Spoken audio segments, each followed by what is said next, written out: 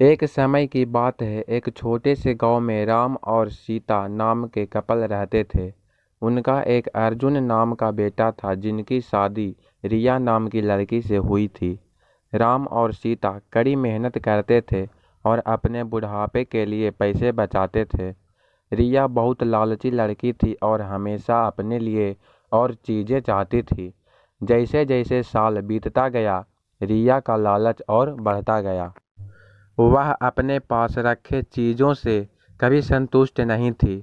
वह हमेशा अपने सास ससुर से महंगे तोहफे मांगा करती थी और उनके बचाए हुए पैसों में से भी कुछ हिस्सा अपने लिए मांगती थी।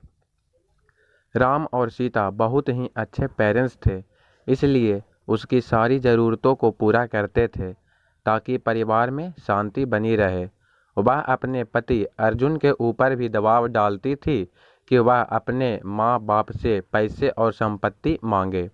वह बहुत ज़्यादा संपत्ति इकट्ठा करना चाहती थी बिना किसी मेहनत के।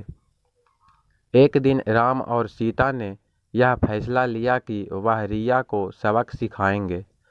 वह उसे बुलाते हैं और बोलते हैं कि बेटा, हमें तुमसे कुछ ज़रूरी बातें करनी है। हमने यह फैसला लिया है कि हम अपनी जायदाद का कुछ हिस्सा अपने बच्चों में बांटेंगे और उसका कुछ हिस्सा तुम्हें भी देना चाहते हैं। रिया खुशी से झूम उठती है क्योंकि वह हमेशा से यही चाहती थी, लेकिन राम और सीता के मन में कुछ और ही चल रहा था।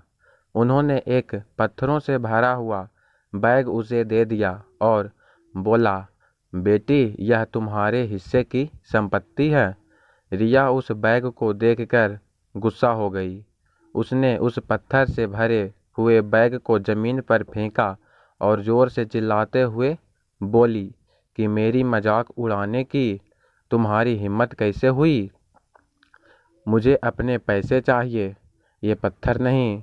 राम और सीता ने शांत तरीके से उसे समझाया और बोले, रिया, सच्ची संपत्ति सिर्फ पैसे और चीज़ों के बारे में नहीं है। यह प्यार, दया और जो कुछ भी तुम्हारे पास है उसके लिए आभारी होने के बारे में।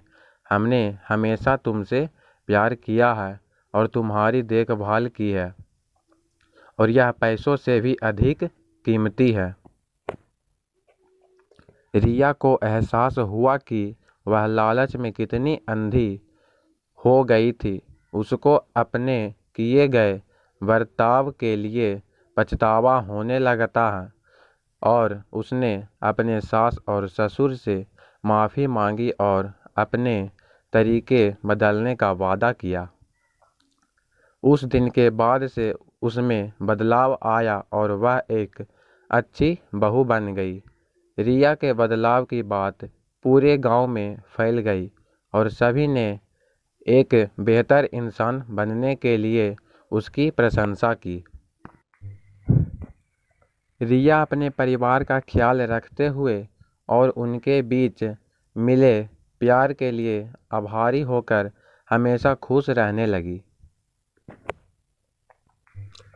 ऐसे ही कहानी सुनने के लिए आप हमसे जुड़े रहिए। आप हमारे चैनल को सब्सक्राइब कीजिए और वीडियो को एक लाइक ज़रूर कीजिए। तो चलिए मिलते हैं किसी अगली वीडियो में। तब तक के लिए जय हिंद, धन्यवाद।